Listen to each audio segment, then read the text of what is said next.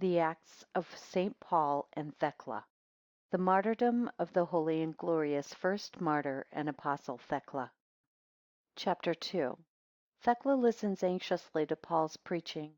Thamyris, her admirer, concerts with Theoclia, her mother, to dissuade her in vain. Demas and Hermogenes vilify Paul to Thamyris.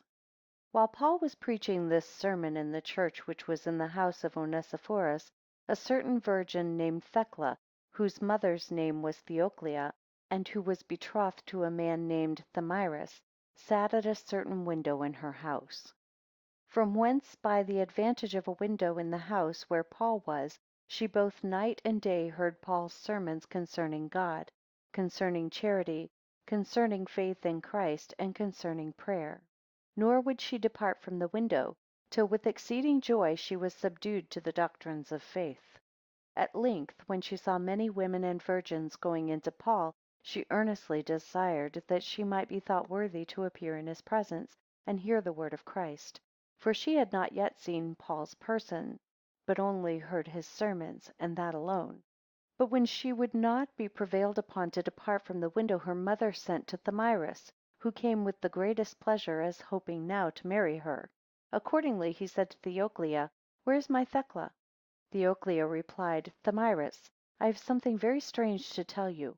For Thecla, for the space of 3 days, will not move from the window, not so much as to eat or drink, but is so intent in hearing the artful and delusive discourses of a certain foreigner, that I perfectly wonder, Thamyris, that a young woman of her known modesty will suffer herself to be so prevailed upon. For that man has disturbed the whole city of Iconium, and even your Thecla, among others.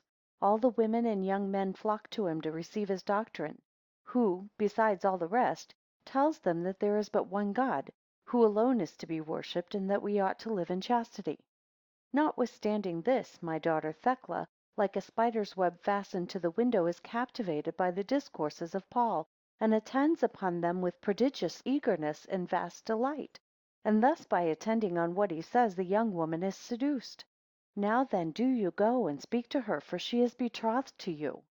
Accordingly Thamyris went, and having saluted her, and taking care not to surprise her, he said, Thecla, my spouse, why sittest thou in this melancholy posture? What strange impressions are made upon thee? Turn to Thamyris and blush. Her mother also spake to her after the same manner, and said, Child, why dost thou sit so melancholy, and like one astonished, makest no reply? Then they wept exceedingly, Thamyris that he had lost his spouse, Theoclia that she had lost her daughter, and the maids that they had lost their mistress, and there was a universal mourning in the family. But all these things made no impression upon Thecla, so as to incline her so much as to turn to them, and take notice of them, for she still regarded the discourses of Paul. Then Thamyris ran forth into the street to observe who they were that went in to Paul, and came out from him. And he saw 2 men engaged in a very warm dispute, and said to them, Sirs, what business have you here?